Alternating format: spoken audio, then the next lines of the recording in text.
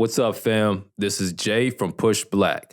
Now, it's no secret that the economic system is rigged against us, but we have more power than you might think. PushBlack's new podcast, Building Black Dollars, explores the daily issues Black folks face financially and the actions we can take right now to solve those problems. So if you're trying to get your money right, tune in to Building Black Dollars by PushBlack. Catch it anywhere you listen to podcasts.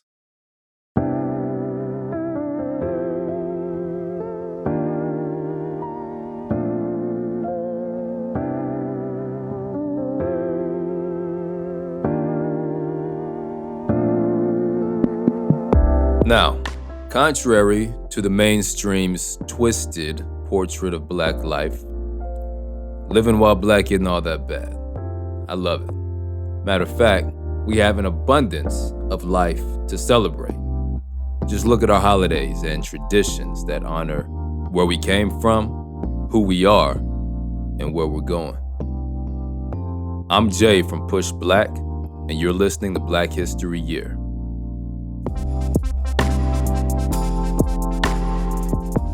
When we named this podcast, we understood that no box could contain all that is us.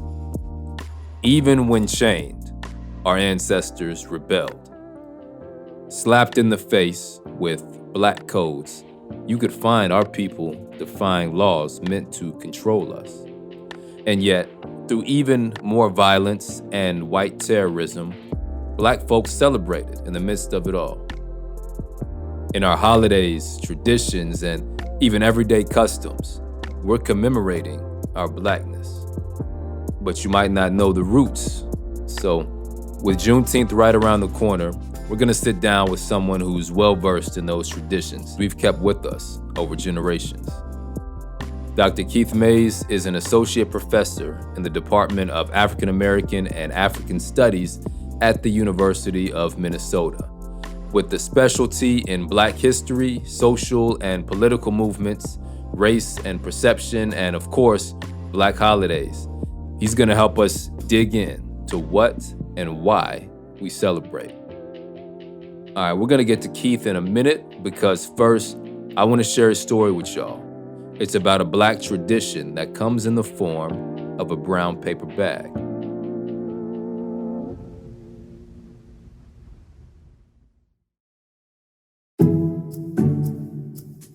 The young girl sat eagerly with her hands tucked into her lap. With her knee bouncing, she looked to the clock and counted down the seconds until Sunday school ended. Her teacher, an elder who'd been at the church for at least 40 years, closed the good book, led the children in prayer, then told them to line into a single file. And they didn't dare question her authority. Moments later, the elder brought out a box full of what they'd been waiting for. One by one, they were handed brown paper bags with festive goodies inside. Now, all they wanted to do was rip the bags open, but none of them dared. The risk of a mother's wrath wasn't worth it, especially around the holiday. But the young girl couldn't wait. She had to open it, and when she did, there sat the traditional treats she'd come to love. An apple, an orange, a few walnuts, and a candy cane. This was the Christmas treat bag families received every year at her church. During Christmas, this tradition of giving was born of a need for community, and it's been a staple in countless Black households since. But there are many more Black traditions and holidays that you may or may not know, such as Emancipation Day and Black Love Day. And of course, there's Kwanzaa. These holidays and others were created by Black freedom fighters who recognized our invisibility in mainstream holidays. They decided to do something about it. From there, a new calendar, one that today's guest has coined the Black Protest Calendar, emerged. Unlike the mainstream one, ours is filled with the holidays we created that uplift such principles as love, resilience, and community in celebration of our people.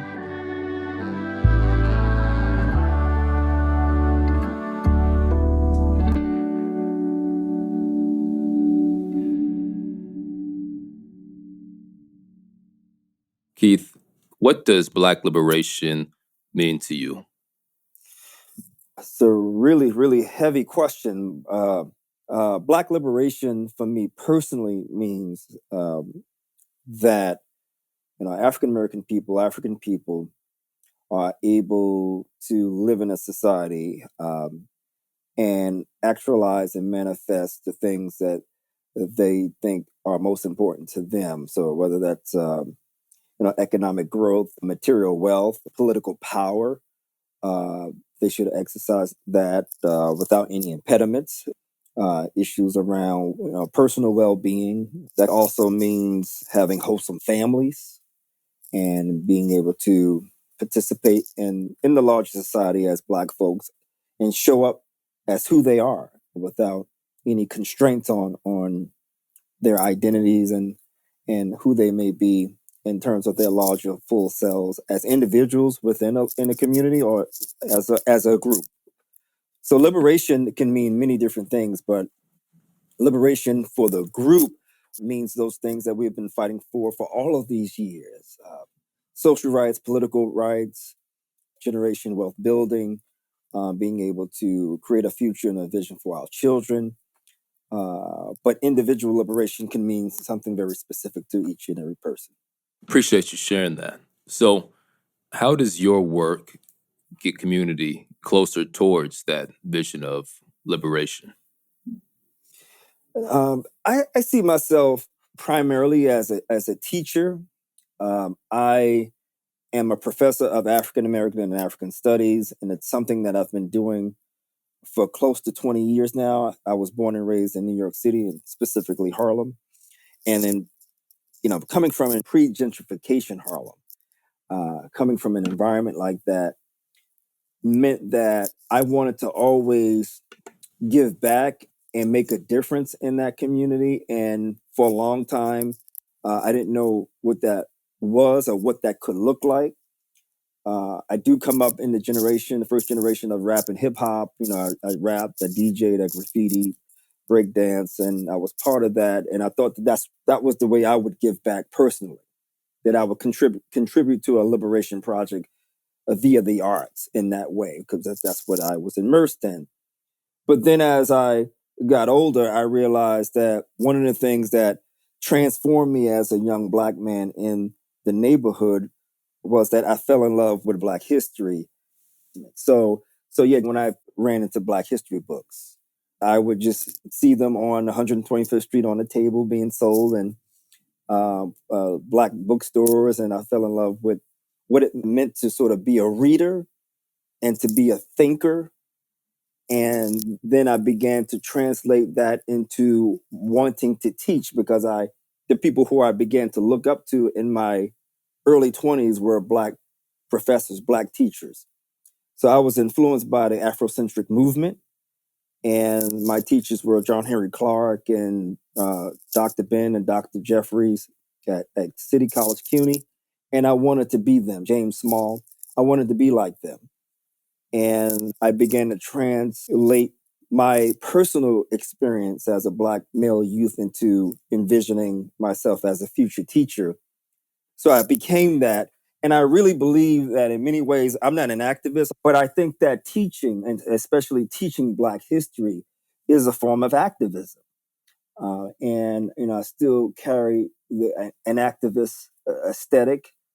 My passion is teaching Black students and teaching them our history. And so, to answer your question, I think that I contribute to a Black liberation project through the art of teaching, and teaching is something that's central to our community. It's been so for hundreds of years. I'd like to take a moment to dig a little deeper into your upbringing. You mentioned coming up in Harlem. Can you describe for our audience more of that environment? It's a unique type of environment, from what I understand, as it comes to our history and for folks on the streets just speaking and debating about issues in the community. Are you able to speak to the environment up there and around the time you were coming up?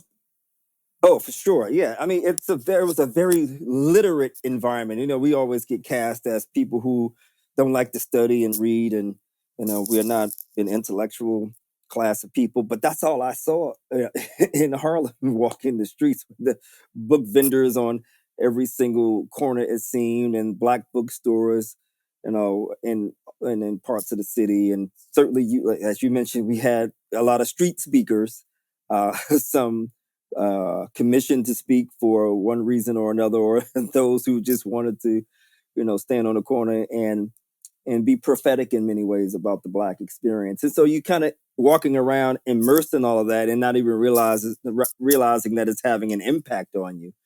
And when I look back on it now, that was my environment, that was my upbringing. I had the Schomburg Center down the street from where I lived, and yeah, and at the City College, there was always a connection between the campus and the community and folks who you would see in a campus classroom teaching. You would find them at a community event speaking as well. So that environment empowered me in a way to say and to suggest that I could be somebody who studies and learns. And it wasn't clear that I wanted to teach right away, but I think being around books and falling in love with reading. And when I say falling in love, I mean like falling deeply in love with it, right? Walking around Harlem with a knapsack full of black books. And in many ways I still do, right? Just that transformation for me as an 18, 19, 20-year old. So yes, it's still something that's a feature of Black communities across the country. It's great to hear that because I think a lot of what we get, especially those of us who have not spent significant time up in that area, you hear the story of people coming out of Harlem and looking up to the drug dealers, right? But not looking up to the scholars and the folks selling books in libraries. So it's a very interesting perspective that you have. Also, briefly before we move on, you mentioned coming up under Dr. Clark, Dr. Ben, James Smalls. Do you have any stories that come to mind that stand out to you in terms of your experience or interaction as you're coming up under them? Yeah, we would have these lectures, and I was just talking to somebody recently, and I was like, I missed the ways in which they used to organize us as young students. Yes, we took their classes, and that was great. But they would have groups like the Sons of Africa on campus, and it was just mainly, and the Daughters of Africa, mainly a bunch of young Black men and women who wanted to be socialized in a certain way because we took life seriously. We took the things that were happening in our community seriously. We took learning seriously, and we thought that, going back to your first question, that learning was the key to liberation. And it was our responsibility to teach others who may not have been similarly situated in their learning, in their consciousness. And it was our job. So they wanted to kind of create and replicate a learning environment and a learning community of young people that can go off into other areas to promote Black liberation, however they saw fit to do so. I mean, all of us didn't become teachers, but it was, what was important is that you wanted to raise our consciousness so that when we did go out in the world, we had something to contribute to Black advancement. So yeah, James Small was really good. Actually, it's funny because every time that I really feel I'm not really feeling good about the world because of the things that happen to us in the world as Black people, I actually go back and I go online to listen to James Small. James Small still gives a lot of lectures, and so I use those guys to recenter myself and to get back right and to understand that the struggle is long-standing, and in many ways, it was their job to pass it off to us, and I'm getting older, and it's my job to pass it off to the next generation, and we just got to continue struggling. You mentioned that you had these groups that you were around or part of that were interested in being socialized in a certain way. And I hear this intentional effort to pass on culture and to connect with each other in certain ways that they're not getting elsewhere. And it seems that that's connected in some regard to the work that you've done around Black holidays and traditions, I think specifically Kwanzaa, and, what led to that work and what the things that you've uncovered there. That's interesting because after I wrote the book, I reflect on why I chose Kwanzaa as an area of study. Uh, I couldn't find the reasons why immediately. Then I realized, like, listen, the reason why you chose that is because of your upbringing. So I didn't celebrate Kwanzaa growing up in a family, but what I did do was to go to a lot of Kwanzaas in the neighborhood. And I went to Kwanzaa's because of the Afrocentric movement and because of Black nationalism and being around all those men and women who were in movements, who were in the organizations, and they had public Kwanzaa's. And so I used to go, I went. So I chose Kwanzaa as a dissertation topic when I went to Princeton, which is only 70 miles from New York City. So when I would go back, I'm leaving, a PWI like Princeton, going back home to Harlem, and I realized that I'm carrying back and forth, or from Harlem to Princeton, my Black self. So the desire to study certain things and to explore certain subjects had everything to do with Harlem. And so when I proposed Kwanzaa as a subject for a dissertation topic, I settled on Black historical memory, and so I come in with Kwanzaa as a manifestation of Black historical memory. So how do Black people organize and think about the past? And this Kwanzaa topic is fascinating because it's part of the cultural nationalist movement. It's part of Black nationalism, a subset of Black nationalism, cultural nationalism. A lot of people have not written about these folks. Actually, there was nothing on Kwanzaa, nothing academically. Folks were not really checking for it because they thought that there was something too radical about that side, the Black power subfield. And that began my journey to really take Kwanzaa up as a subject, just to interrogate what those Black cultural nationalists were doing. And what they were doing was critiquing the whiteness of the American calendar and saying that we don't have enough Black days on them. And although there were days that were associated with Black historical moments, like Juneteenth, it was different for these cultural nationalists like Maulana Karenga, because he said, well, we'll create a day and put it right next to a dominant white holiday. And we're not doing that because we want to stop Black folks from celebrating that dominant holiday, Christmas or Thanksgiving or Easter, but we do want Black people to begin to reflect on what that holiday means for them, even if they do celebrate it. And is there a way to create a new ritual path for the Black community that makes more sense? And our holidays, although I love them, I've got a whole bunch of stuff to do on Juneteenth because I've become kind of the holiday man, and I love Black holidays, but I think they are also very limited. And so I just love that about these Black holiday makers of the 1960s, because they were very intentional about creating I call it in the book, a Black protest calendar, which was to say that it was one thing to have Black people embrace, Valentine's Day and all these dominant holidays, but it's another thing to create these alternative moments on the calendar that would allow Black people to think about their existence in a different kind of way. That's interesting, that intention that you described, viewing the calendar as a struggle, especially as it relates to Kwanzaa, because it's at least worked, on one person, as me and my family, when it's like this idea that putting it next to this other dominant holiday absolutely made me question, to the point where now we emphasize Kwanzaa more. We make sure that we're, engaging our family around those 7 days after Christmas more than Christmas. And I never once, I'm learning this history for the first time as far as the calendar as a struggle, but it makes perfect sense. I'm not sure if I would have questioned my relationship with this other holiday if it wasn't right there. So that's incredible.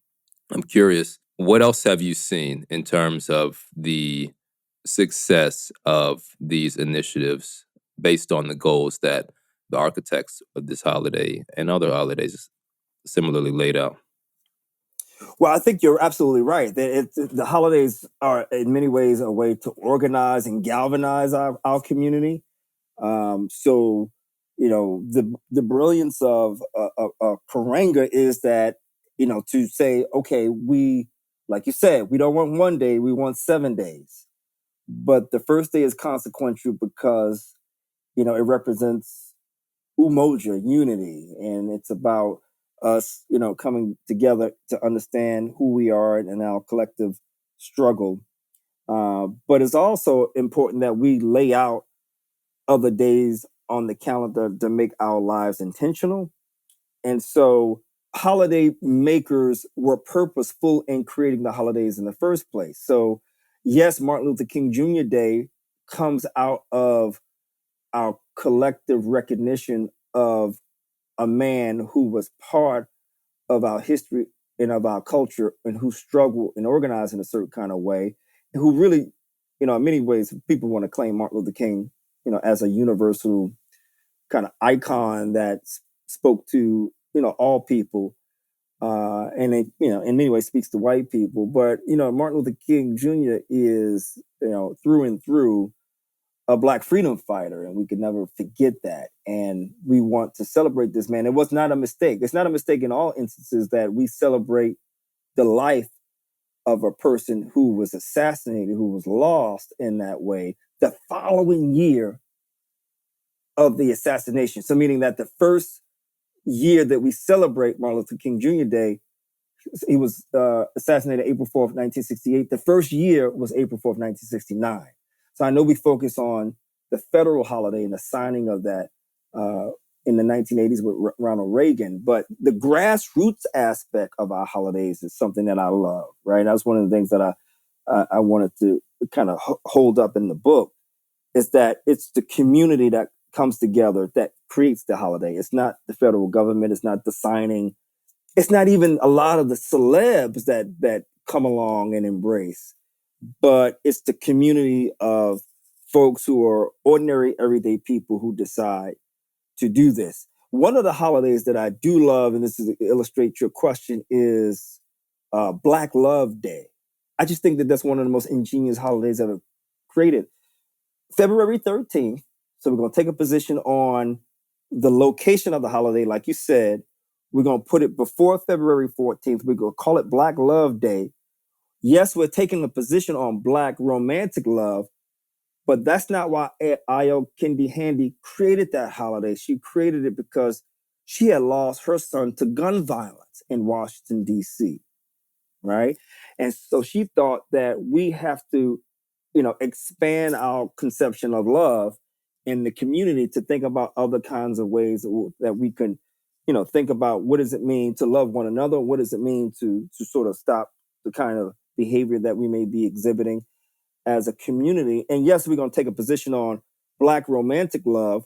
That's important, and we want to highlight that. But loving in the Black community, it means so much more. So, and she's grassroots, right? She's coming right out of Black DC. She's coming right out of the Black consciousness movement.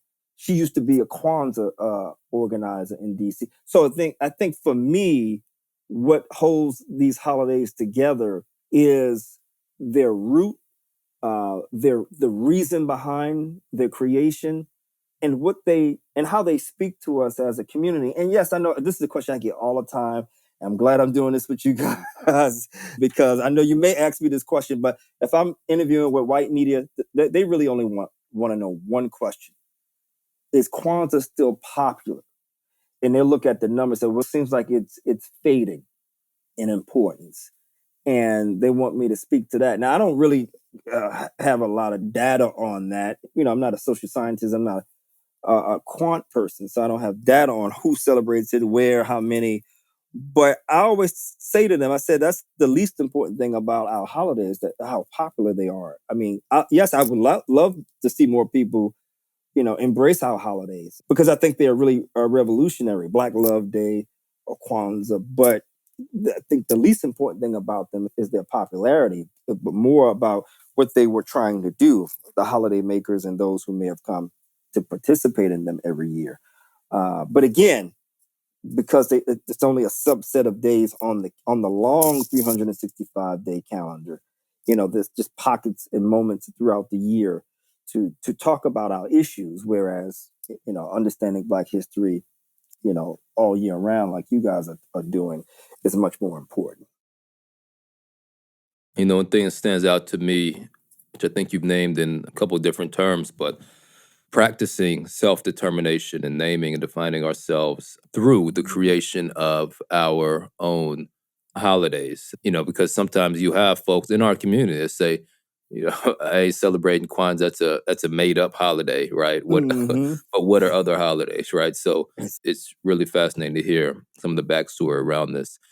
So I know we have Juneteenth coming up. You've referenced it a couple times, and you previously mentioned that our holidays start in the community. It doesn't really take federal action or celebrity endorsement if we want to do a holiday. But recently, Juneteenth was made a federal holiday. So curious around your thoughts about the history of Juneteenth and really, I guess, what it means for us now and what it could mean in the future. That's a very fascinating question. And as a student of Black holidays, one of the things that I love and I kind of loathe is that our holidays kind of come and go. Juneteenth is a perfect example. Of course, created because of this effort to recognize the ending of slavery, and then the sort of unbeknownst aspect of that ending by a community in South in the southwest part of the country, Texas, having folks still working and not knowing. And so we're going to take a position on that and really elevate that. But you know what's interesting? There could have been other holidays that took off that did not. We used to celebrate January 1st. So it's kind of fitting that, Kwanzaa, its last day is on January 1st. But January 1st used to be Emancipation Day for a variety of reasons. One, because of the effect of the signing of the Emancipation Proclamation was in September of 1862, but it went into effect January 1, 1863. There are other things that happened on January 1st throughout our history that became an Emancipation Day. That could have been that Juneteenth holiday, but it wasn't, right? We've had holidays associated with Nat Turner and Crispus Attucks and all kinds of other figures. They never really took off, but Juneteenth did, and it takes off right after 1875, and it spreads in the South probably for the next decade or two, 1870s, 1880s. Then it kind of goes away for a while, almost disappears, only to come up again when a lot of Black Southerners began to migrate north and west, and of course took everything with them, took their culture with them, and it starts to pop up in places like Chicago and New York. It's all over the country. I hear that. This holiday being recognized now in a different scale, which I think is helpful. It's recognized in a lot of states in the 20th century. But then and it's a national Juneteenth organization. It's real big for a long time. And then it falls off again. And it really goes dormant until George Floyd, the murder of George Floyd. End of May, near Memorial Day, the death of George Floyd. Then you have Juneteenth coming up. You also had commemorations around the Tulsa riot that occurred in 1921. So you have that as well. And that has some momentum, just the whole Black Wall Street commemorations and recognitions. But then you have a president and former President Donald Trump really trying to do something they had no business doing. It backfired on him. So he's going to go down and make a speech, or he had planned to make a speech on Juneteenth. This was 2020.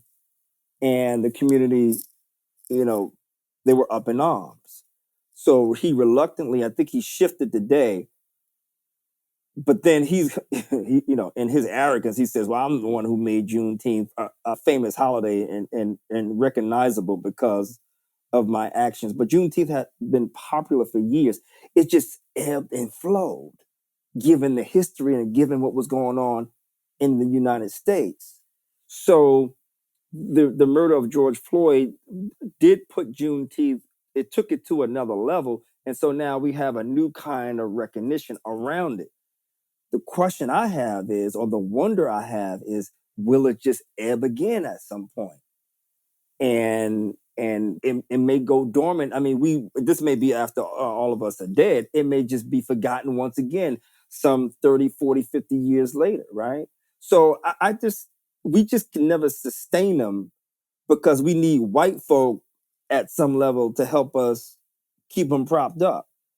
And we need white, proclamations. We need white policy. We need white law. Sometimes we need white money to keep these things going.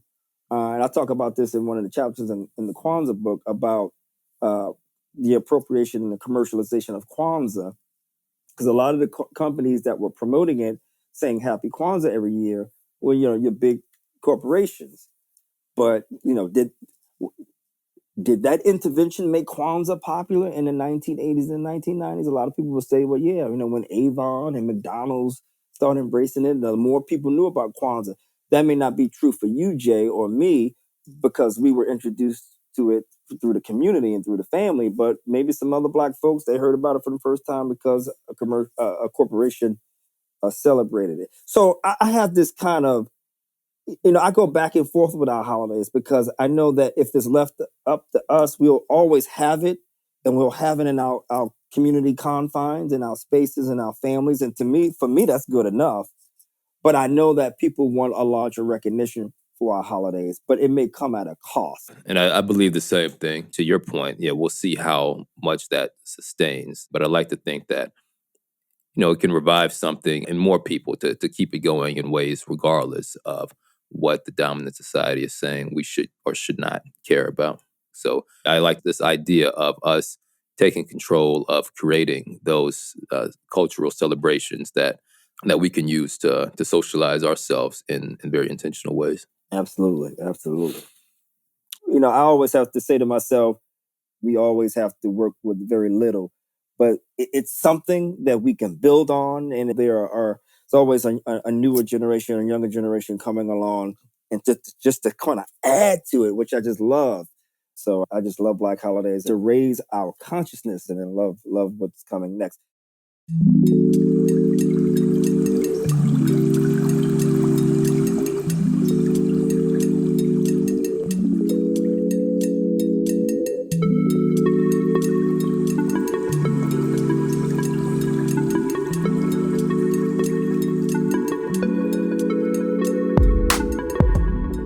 Just like that, we're at the end of this episode of Black History Year. This podcast is produced by PushBlack, the nation's largest nonprofit Black media company. At PushBlack, we agree with Marcus Garvey when he said, "A people without knowledge of their past, history, origin, and culture is like a tree without roots."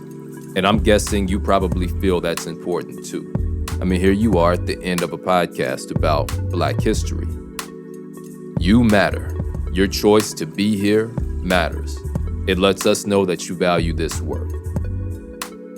PushBlack exists because we saw we had to take matters into our own hands. And you make PushBlack happen with your contributions at blackhistoryyear.com. Most people give about $5 or $10 a month, but everything makes a difference. Thanks for supporting the work.